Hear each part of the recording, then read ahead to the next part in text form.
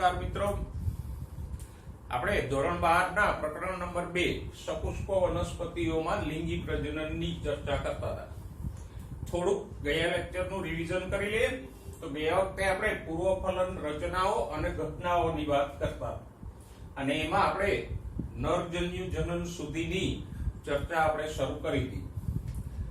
તો આપણે એટલું જોઈ ગયા કે પુકેસર હોય, પુકેસરમાં પરાગાશય હોય, પરાગાશયની અંદર લઘુબીજાણુ ધાની હોય અને લઘુબીજાણુ ધાનીની રચના પણ આપણે જોઈ ગયા કે પરાગાશયમાં 4 સ્તર હોય. સૌથી બહાર અધિસ્તર, એની અંદર સ્ફોટી સ્તર અથવા તો એન્ડોથેશિયમ જે તંતુમય હોય, એની અંદર મધ્ય સ્તરો હોય, સૌથી અંદર પોષક સ્તર હોય અને પોષક સ્તરની વચ્ચે લઘુબીજાણુ ધાની હોય.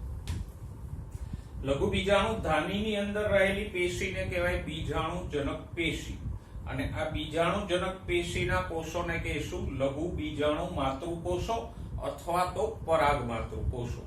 આટલી રચના આપણે જોઈ ગયા. હવે આજે અહીંથી આગળ જોઈએ કે આ લઘુબીજાણુ માતૃકોષોમાંથી પરાગરજ કેવી રીતે ઉત્પન્ન થાય અને પરાગરજમાં નરજન્યુઓ કેવી રીતે ઉત્પન્ન થાય. વિદ્યાર્થી મિત્રો, હવે આપણે એ જોઈએ કે આ લઘુબીજાણુ માતૃકોષો અથવા તો પરાગ માતૃકોષોમાંથી લઘુબીજાણુ એટલે પરાગરજ કેવી રીતે ઉત્પન્ન થાય અને પરાગરજ ઉત્પન્ન થવાની આ ઘટનાને કહેવાય લઘુબીજાણુ જનન.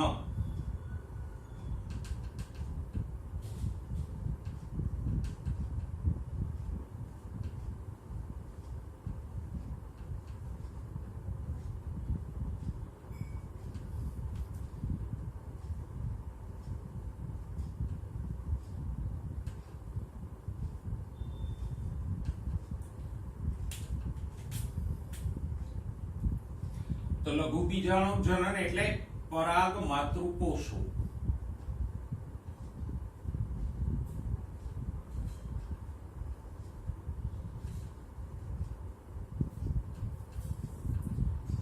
અથવા તો જેને આપણે લઘુબીજાણુ માતૃકોષો કીધા.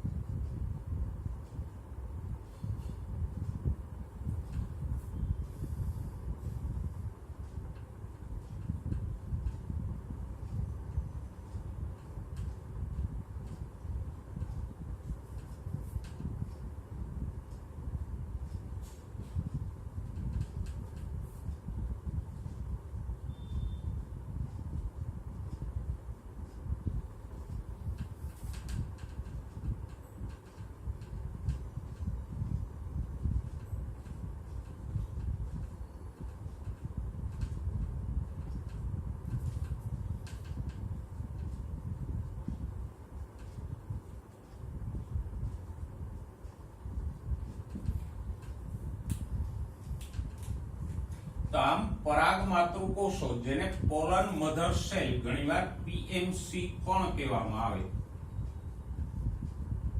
પીએમસી એટલે પોલન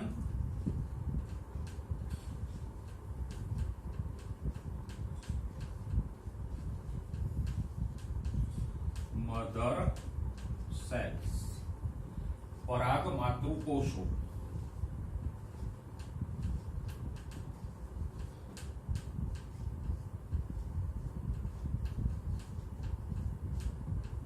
શબ્દને જરા યાદ રાખજો. પોલન મધર સેલ પીએમસી એટલે પરાગ માતૃકોષો. તો આ પરાગ માતૃકોષોનું અર્ધીકરણ થઈ અને પરાગરજ ઉત્પન્ન થાય એ ઘટનાને આપણે કહીએ લઘુબીજાણુ જનન. લઘુબીજાણુ એટલે પરાગરજ. તો આવી રીતે પરાગરજ ઉત્પન્ન થાય એને જ કહીશું લઘુબીજાણુ જનન. ઓકે, જોઈએ હવે આ લઘુબીજાણુ જનન કેવી રીતે થાય એની ચર્ચા કરીએ. તો મિત્રો જુઓ, લઘુબીજાણુ જનન કેવી રીતે થશે તો કે પરાગાશયની લઘુબીજાણુ ધાનીમાં જે પરાગ માતૃકોષો અથવા તો લઘુબીજાણુ માતૃકોષો હોય એનું અર્ધીકરણ થઈ અને 4 કોષો ઉત્પન્ન થાય. આ 4 કોષોના સમૂહને કહેશું પરાગ ચતુષ્ક. અને પછી પરાગ ચતુષ્કના ચારે કોષોની ફરતે જાડી દિવાલોનું નિર્માણ થાય અને ચારે કોષો છૂટા પડી જાય તો એને કહેશું પરાગરજ. એટલે પ્રક્રિયા એકદમ સરળ છે. પરાગમાતૃ કોષનું અર્ધીકરણ થઈ અને 4 પરાગરજ ઉત્પન્ન થાય. ફક્ત એક જ અર્ધીકરણ થાય છે, અહીંયા વધારે કોઈ વિભાજન થતું નથી. પણ ખાસ ધ્યાનમાં રાખજો, પરાગમાતૃ કોષો છે એ કેવા હોય તો કે દ્વિકીય 2n, એમાં રંગસૂત્રો જોડીમાં હોય અને અર્ધીકરણ થઈને પરાગ ચતુષ્ક ઉત્પન્ન થાય છે. એટલે પરાગ ચતુષ્કના બધા કોષો અને પરાગરજ કેવી હશે? એકકીય. પ્લોઇડી એટલે કે રંગસૂત્રોની સંખ્યાની વાત કરો તો જુઓ, અર્ધીકરણની પહેલાની બધી અવસ્થાના કોષો છે એ દ્વિકીય હશે. જેમ કે પુકેસરના બધા કોષો, પરાગાશયના બધા કોષો, લઘુબીજાણુ ધાનીના બધા કોષો છે એ બધા કેવા હશે? દ્વિકીય 2n. પણ અર્ધીકરણ પછીના બધા કોષો એટલે કે પરાગરજ, નરજન્યુઓ એ બધા કોષો કેવા હશે? એકકીય હશે. એટલે પ્લોઇડી માટે આ એક ખાસ યાદ રાખજો, લઘુબીજાણુ માતૃકોષ કે પરાગ માતૃકોષ સુધીના બધા દ્વિકીય હશે. પછી પરાગ માતૃકોષનું અર્ધીકરણ થાય છે એટલે આગળની બધી અવસ્થાઓ પરાગરજ અને નરજન્યુ વગેરે બધી કેવી હશે? એકકીય. તો આમ અહીંયા પરાગાશયની બીજાણુ ધાનીમાં આવેલ પરાગ માતૃકોષો છે એ દ્વિકીય હોય, એનું અર્ધીકરણ થઈ અને 4 કોષો ઉત્પન્ન થાય. એ 4 કોષોના સમૂહને આપણે કહીશું પરાગ ચતુષ્ક, જે એકકીય હોય. અને પછી એ પરાગ ચતુષ્કના ચારે કોષો છે એ સ્વતંત્ર પરાગરજમાં ફેરવાઈ જશે અને આ પરાગરજ એટલે લઘુબીજાણુ પણ એકકીય હશે. તો આ થઈ લઘુબીજાણુ જનનની વાત કે જે એકદમ સરળ છે. પરાગ માતૃકોષોનું એક જ વાર અર્ધીકરણ થઈ અને પરાગરજ ઉત્પન્ન થાય છે. પણ ધ્યાનમાં રાખજો, એક પરાગ માતૃકોષ હોય તો પરાગરજ કેટલી ઉત્પન્ન થાય છે? 4. એટલે કદાચ તમને MCQ માં પૂછે કે 100 પરાગરજ ઉત્પન્ન થવા માટે કેટલા પરાગ માતૃકોષોની જરૂરિયાત પડે, તો 1 માંથી 4 તો 25 માંથી 100. તો 100 પરાગરજ ઉત્પન્ન થવા માટે 25 પરાગ માતૃકોષોની જરૂર પડશે. અથવા તો એવી રીતે પૂછે કે 80 પરાગરજ ઉત્પન્ન થવા માટે કેટલા અર્ધીકરણની જરૂર પડે, તો એકવારના અર્ધીકરણથી 4 પરાગરજ ઉત્પન્ન થાય છે. તો 20 અર્ધીકરણથી 80 પરાગરજ ઉત્પન્ન થઈ જશે. એટલે આ વસ્તુને ખાસ ધ્યાનમાં રાખજો કે એક પરાગ માતૃકોષ હોય એનું એકવાર અર્ધીકરણ થઈ અને 4 પરાગરજ બને, જેથી કરીને MCQ ની ગણતરીમાં તમને સરળતા રહે. દોસ્તો, હવે પરાગરજની રચનાની વાત કરી તો પરાગરજ છે એ પરાગાશયમાં ઉત્પન્ન થાય એ આપણે ભણી ગયા. અને પછી પરાગાશયનું સ્ફોટન થાય એટલે કે પરાગાશય તૂટે એટલે એમાંથી પરાગરજ બહાર આવે. કોઈ પુષ્પ લઈ અને એના પરાગાશયોને આપણે સ્પર્શ કરીએ તો આપણી આંગળીમાં એક બારીક પાવડર જેવો પદાર્થ આવી જાય. તો આ જે પાવડરી પદાર્થ છે એ શું છે તો કે એ પરાગરજ છે. તો આમ પરાગરજ છે એક કોષીય, અતિશય સૂક્ષ્મ અને મોટા જથ્થામાં પાવડર સ્વરૂપની ઉત્પન્ન થતી હોય સામાન્યતઃ. પરાગરજના આકારની વાત કરીએ તો વનસ્પતિ એ પરાગરજનો આકાર છે જુદો જુદો હોઈ શકે. જુઓ, આકૃતિમાં તમે જોઈ શકો છો કે ઘણાની પરાગરજ છે લંબગોળ છે, ઘણાની પરાગરજ છે ગોળ છે, ઘણી પરાગરજ છે એ લીસી હોય, ઘણી પરાગરજ છે એ કંટકીય એટલે કે સપાટી ઉપર કાંટાવાળી હોય. તો આમ પરાગરજ છે એ અલગ અલગ આકાર અને અલગ અલગ રચના ધરાવતી હોઈ શકે. પરાગરજના કદની વાત કરો તો પરાગરજનું કદ છે સામાન્ય રીતે 25 થી 30 માઇક્રોમીટર જેટલું હોઈ શકે. ઓકે, હવે પરાગરજની વિસ્તૃત રચનાની વાત કરીએ કે ભલે એનો આકાર છે એ અલગ હોય, બાહ્ય સપાટી અલગ હોય, પણ મૂળભૂત રચનામાં બધી જ વનસ્પતિની પરાગરજો છે એ સમાનતા ધરાવે છે. પરાગરજની ફરતે 2 આવરણ હોય, બાહ્ય આવરણ અને અંતઃ આવરણ. બાહ્ય આવરણની વાત કરો તો બાહ્ય આવરણ છે એ સ્પોરોપોલિનિન નામના પદાર્થનું બનેલું હોય.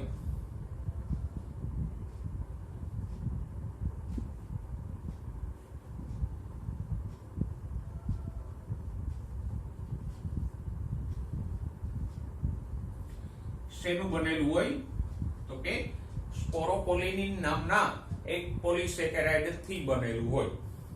અને મિત્રો આ સ્પોરોપોલિનિન છે એ કદાચ જીવસૃષ્ટિનું સૌથી વધારે ટકાઉ અને મજબૂત દ્રવ્ય છે. ટકાઉ એટલા માટે કે એ જલદ એસિડ,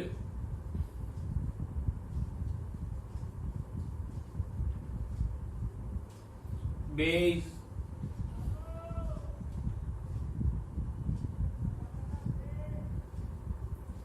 ઊંચા તાપમાન,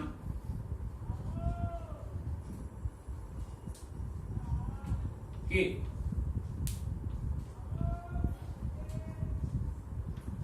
ઉત્સેચકોથી અવનત થતું નથી, એટલે કે વિઘટન પામતું નથી. અવનત થતું નથી મતલબ કે વિઘટન પામતું નથી.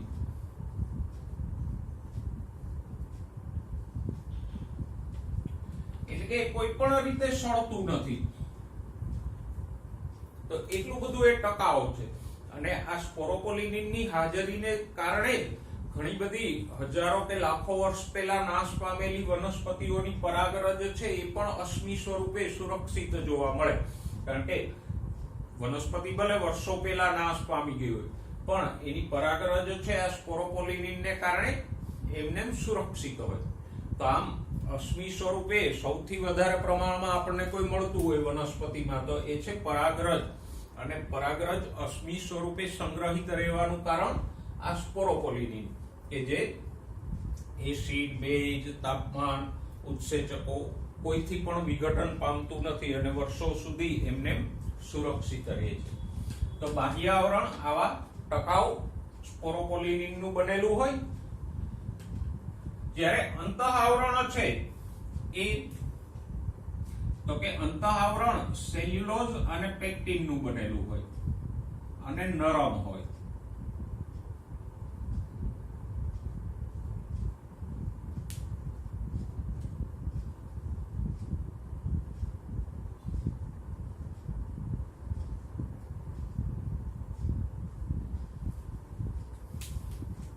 આમ પરાગરજની રચના સરળ છે. બહારની તરફ સ્પોરોપોલિનિન નું બનેલું બાહ્ય આવરણ હોય, જ્યારે એની અંદર સેલ્યુલોઝ અને પેક્ટિન નું બનેલું અંતઃ આવરણ હોય. ઓકે, એક બીજો શબ્દ જોઈ લે પરાગરજની રચના સંબંધે, એ છે જનન છિદ્ર. મિત્રો આ સ્પોરોપોલિનિન નું આવરણ જો આખી પરાગરજની ફરતે હોય તો પરાગરજની અંદર જે નરજન્યુ ઉત્પન્ન થાય છે કોઈ રીતે બહાર જ ન આવી શકે, કારણ કે સ્પોરોપોલિનિન છે એ તો ટકાઉ છે. તો પછી જો આખી પરાગરજની ફરતે આવું સ્પોરોપોલિનિન નું આવરણ હોય તો નરજન્યુઓ છે બહાર આવીને ફલન કરી જ ન શકે. તો નરજન્યુઓ બહાર આવી શકે એટલા માટે સ્પોરોપોલિનિનમાં ઘણી જગ્યાએ છિદ્રો આવેલા હોય. એ છિદ્રો કે ફાંટાને શું કહેવાય? જનન છિદ્ર. જ્યારે આ પરાગરજ છે એ પરાગાસન ઉપર સ્થાપિત થશે ત્યારે આ અંતઃ આવરણ છે એક નલિકા, જેને આપણે પરાગ નલિકા કીધી, એ સ્વરૂપે બહાર આવશે. તો આમ પરાગ નલિકા બહાર આવવા માટે સ્પોરોપોલિનિનમાં આવા વિશિષ્ટ છિદ્રો કે ફાંટ હોય એને શું કહેવાય? જનન છિદ્ર.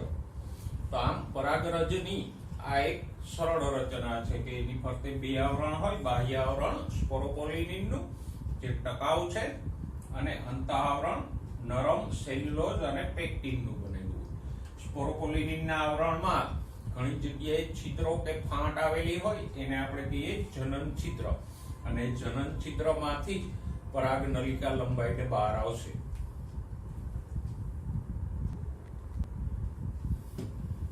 મિત્રો હવે પરાગરજનો વિકાસ અથવા તો નરજન્યુ જનકનો વિકાસ. પહેલા એ જુઓ કે નરજન્યુ જનક અવસ્થા એટલે શું? તો કે એવી અવસ્થા કે જે નરજન્યુઓ ઉત્પન્ન કરે છે. ધોરણ 11 ના પ્રકરણ નંબર 3 માં આપણે વનસ્પતિનું જીવન ચક્ર ભણી ગયા. એમાં જન્યુજનક અવસ્થા અને બીજાણુજનક અવસ્થાનો ખ્યાલ આપણે મેળવી ગયા. તો જે અવસ્થા જન્યુઓ ઉત્પન્ન કરે એને આપણે જન્યુજનક અવસ્થા કહેતા હતા. તો અહીંયા જે અવસ્થા નરજન્યુઓ ઉત્પન્ન કરે એને આપણે નરજન્યુજનક અવસ્થા કહીશું.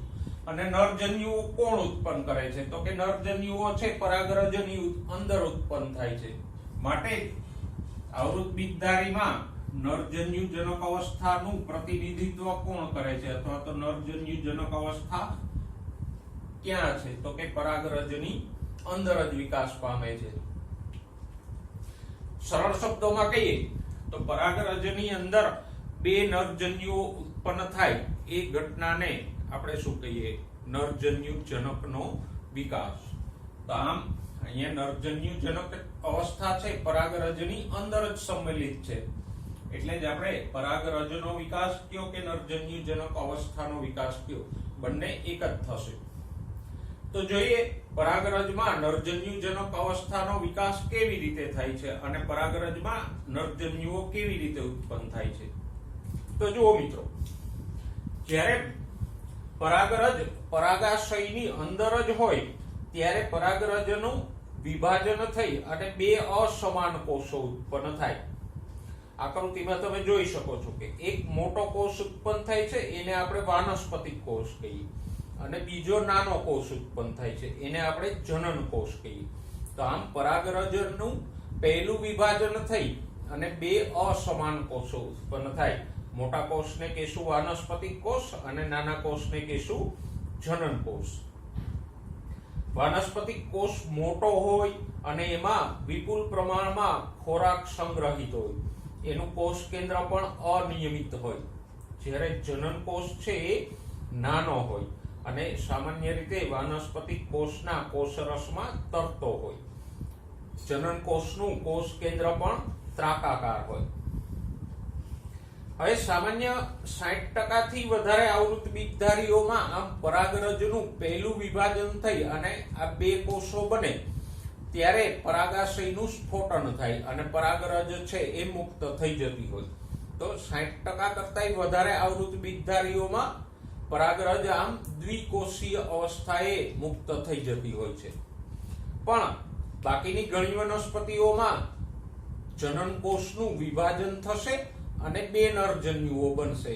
તો હવે પરાગરજમાં કુલ 3 કોષો બન્યા, એક વાનસ્પતિક કોષ અને બે નરજન્યુઓ. તો 40% કરતા ઓછી આવૃત બીજધારીઓમાં પરાગરજ છે આમ 3 કોષીય અવસ્થાએ મુક્ત થતી હોય છે. આપણા માટે મહત્વની વાત હોય તો પરાગરજનો વિકાસ, તો એમાં બે વિભાજનો થાય. પહેલું વિભાજન થાય એટલે બે અસમાન કોષો ઉત્પન્ન થાય, મોટો વાનસ્પતિક કોષ અને નાનો જનન કોષ. અને પછી બીજું વિભાજન ફક્ત જનન કોષનું જ થાય છે અને જનન કોષનું વિભાજન થઈ અને બે નરજન્યુઓ ઉત્પન્ન થાય. તો આમ નરજન્યુજનકના વિકાસમાં બે વિભાજનો થશે અને બંને વિભાજનો છે એ સમવિભાજન પ્રકારના હશે, અર્ધીકરણ થશે નહીં. ઓકે મિત્રો, તો આમ પરાગરજમાં બે સમવિભાજન થઈ અને પરાગરજની અંદર બે નરજન્યુઓ ઉત્પન્ન થાય. આ ઘટનાને જ આપણે નરજન્યુજનકનો વિકાસ કહી શકીએ. દોસ્તો, પરાગરજનું મહત્વ હવે આમ જુઓ તો જીવસૃષ્ટિ કે વનસ્પતિ માટે તો પરાગરજનું ઘણું બધું મહત્વ છે, કારણ કે પરાગરજની અંદર જ નરજન્યુઓ ઉત્પન્ન થાય. એ નરજન્યુઓ છે ફલન કરે, ફલનથી બીજ ઉત્પન્ન થાય, બીજથી વનસ્પતિની નવી પેઢી ઉત્પન્ન થાય. તો આમ વનસ્પતિ માટે તો પરાગરજ છે ખૂબ જ અગત્યની છે. પણ આપણે અહીંયા જે મહત્વની વાત કરવાની છે એ મહત્વ મનુષ્ય માટે છે. મનુષ્ય જાતિ માટે પરાગરજનું મહત્વ શું છે, તો કે એના ફાયદા અને ગેરફાયદા બંને છે. પહેલા આપણે પરાગરજના ગેરલાભની વાત કરીએ.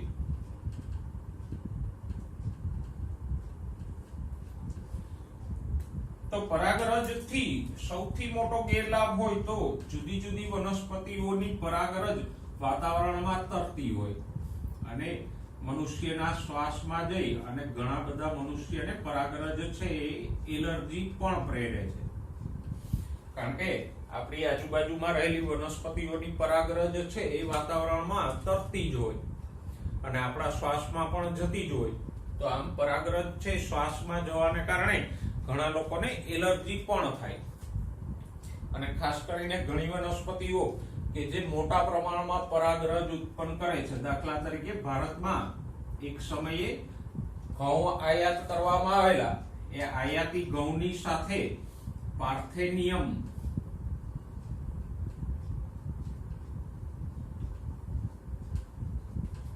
અથવા તો ગુજરાતીમાં જેને ગાજર ઘાસ કહેવામાં આવે, કારણ કે એના પર્ણો છે એ ગાજર જેવા હોય એટલે એને કેરટ ગ્રાસ કે ગાજર ઘાસ પણ કહેવાય. એનું વૈજ્ઞાનિક નામ છે પાર્થેનિયમ હિસ્ટેરોફોરસ.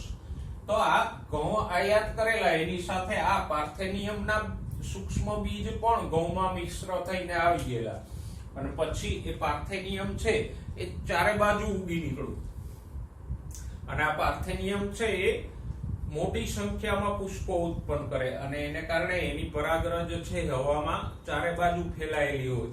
તો આમ આવી મોટા પ્રમાણમાં ઉત્પન્ન થતી પરાગરજ છે ઘણા લોકોમાં એલર્જી પણ પ્રેરે છે. તો આ પરાગરજનો સૌથી મોટો ગેરલાભ છે કે એલર્જી જેવી તકલીફો પ્રેરે. હવે ફાયદાની વાત કરીએ કે પરાગરજથી મનુષ્યને કોઈ લાભ કરો, તો કે હા, પરાગરજથી મનુષ્યને લાભ પણ થાય, કારણ કે પરાગરજ છે પુષ્કળ પ્રમાણમાં પોષક દ્રવ્યો ધરાવતી હોય છે અને આવી પોષક દ્રવ્યો ધરાવતી પરાગરજની બજારમાં ગોળીઓ કે સિરપો પણ મળે છે અને પશ્ચિમના દેશોમાં પૂરક આહાર કે પૂરક પોષક દ્રવ્ય તરીકે આવી ગોળીઓ કે સિરપો લેવાની પ્રથા છે. એ ઉપરાંત ઘણા બધા રમતવીરો કે રેસમાં ભાગ લેનારા ઘોડાઓ છે એનું પરફોર્મન્સ સુધારવા માટે પણ આવી ગોળીઓ ઉપયોગી હોવાનું મનાય છે. આમ પરાગરજ છે એ આપણને આ દ્રષ્ટિએ પૂરક આહાર તરીકે ઉપયોગી પણ છે. વિદ્યાર્થી મિત્રો, લેક્ચરના અંતે વાત કરીએ પરાગરજની જીવિતતા. હવે પરાગરજની જીવિતતા એટલે શું? તો કે પરાગાશયમાંથી મુક્ત થયા પછી પરાગરજ કેટલો સમય જીવંત રહે છે એને કહેવાય પરાગરજની જીવિતતા. ફરી એકવાર ધ્યાનમાં રાખો, પરાગાશયમાંથી મુક્ત થયા પછી પરાગરજ જે સમય જીવિત રહે એને કહેવાય પરાગરજની જીવિતતા. હવે આ જીવિતતાનો સમયગાળો છે એ જુદી જુદી વનસ્પતિઓમાં જુદો જુદો હોય. દાખલા તરીકે જુઓ, ઘઉં કે ચોખા જેવા ધાન્યોમાં પરાગરજ છે એ મુક્ત થયા પછી 30 મિનિટ કે એનાથી ઓછો સમય જીવંત રહે પછી નાશ પામી જાય. પણ રોઝેસી, લેગ્યુમિનોસી કે સોલેનેસી કુળની વનસ્પતિની પરાગરજો છે એ મહિનાઓ સુધી જીવિત રહે. તો ઉદાહરણોમાં ખાસ ખ્યાલમાં રાખજો કઈ વનસ્પતિઓની પરાગરજની જીવિતતા ઓછી છે. તો કે ઘઉં કે ચોખા જેવા ધાન્યોની પરાગરજની જીવિતતા 30 મિનિટ જેટલી ઓછી છે, જ્યારે રોઝેસી, લેગ્યુમિનોસી કે સોલેનેસી કુળની વનસ્પતિઓની જીવિતતા છે એ લાંબા સમયની છે, એ મહિનાઓ સુધી મુક્ત થયા પછી પણ જીવંત રહે છે. ઓકે દોસ્તો, અહીંયા થોડીક વધારાની ચર્ચા કરી લઈએ. તો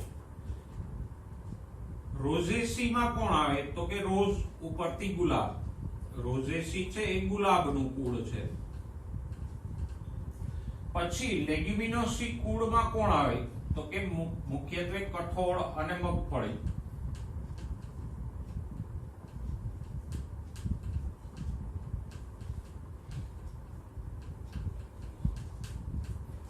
અને સોલેનેસી કુળમાં કોણ આવશે? તો કે આપણે 11મા ધોરણમાં ભણી ગયા ધતુરો, પછી બટાકા,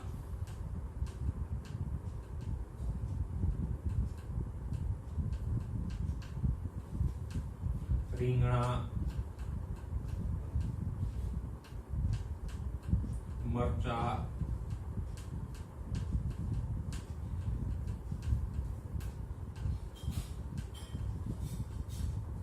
ટમેટા, આ બધા છે એ સોલેનેસી કુળમાં આવશે. તો આ એટલા માટે કહું છું કે કદાચ તમને કુળના નામને બદલે ઉદાહરણ લઈને પૂછે તો પણ આપણને આવડી જાય કે નીચેના પૈકી કઈ વનસ્પતિની પરાગરજ છે એની જીવિતતા લાંબી હશે. તો રોઝેસી કુળમાં તો સિમ્પલી આપણે યાદ રાખી શકીએ, રોઝ ઉપરથી જ રોઝેસી નામ આપવામાં આવ્યું છે. લેગ્યુમિનોસીમાં કઠોળ અને મગફળી આવશે, જ્યારે સોલેનેસીમાં ધતુરો અને રીંગણા, મરચા, ટમેટા, બટાકા એ બધા શાકભાજીઓ આવશે. તો આ ઉદાહરણો જરા યાદ રાખજો, જેથી કરીને કોઈ ઉદાહરણ લઈને આપણને એમસીક્યુ આપે તો સરળતાથી આપણે સમજી શકીએ. અને છેલ્લે આ જે જીવિતતાની વાત કરી એ તો કુદરતી જીવિતતાની વાત છે, પણ પરાગનિધિમાં જેમ આપણે બીજનો સંગ્રહ કરીએ એને બીજ નિધિ કહીએ, એમ પરાગરજનો સંગ્રહ કરીએ એને કહીશું પરાગનિધિ. તો એમાં પ્રવાહી નાઇટ્રોજનમાં -196 તાપમાને પરાગરજને આપણે લાંબો સમય સાચવી શકીએ. જેમ મનુષ્ય સહિતના ઘણા પ્રાણીઓના શુક્રકોષો છે એ પણ આમ પ્રવાહી નાઇટ્રોજનમાં -196 તાપમાને સાચવવામાં આવે, એવી જ રીતે પરાગનિધિમાં પ્રવાહી નાઇટ્રોજનમાં કેટલા તાપમાને -196 તાપમાને પરાગરજને લાંબો સમય સાચવી રાખી તો એને કહેવાય પરાગનિધિ. તો આમ પરાગનિધિ છે એ જે લુપ્ત થતી વનસ્પતિઓ કે સંરક્ષિત જાતિઓ અથવા તો આપણી ઉપયોગી જાતિઓ છે એની પરાગરજને સાચવવા માટે ઉપયોગી છે. તો દોસ્તો, આજના લેક્ચરમાં આપણે લઘુબીજાણુ માતૃકોષો એટલે કે પરાગ માતૃકોષોમાંથી નરજન્યુઓ સુધીનો વિકાસ જોયો. ફરી એકવાર એને જરા રિવાઇઝ કરી જઈએ. પરાગાશયની લઘુબીજાણુ ધાનીમાં જે પરાગ માતૃકોષો હોય, પોલન મધર સેલ કે જે દ્વિકીય 2n હોય, એનું અર્ધીકરણ થઈ અને પરાગ ચતુષ્ક બને. એ પરાગ ચતુષ્કમાંથી 4 પરાગરજ બને અને પરાગરજ કે લઘુબીજાણુ છે એ અર્ધીકરણથી ઉત્પન્ન થાય છે, માટે એકકીય n હશે.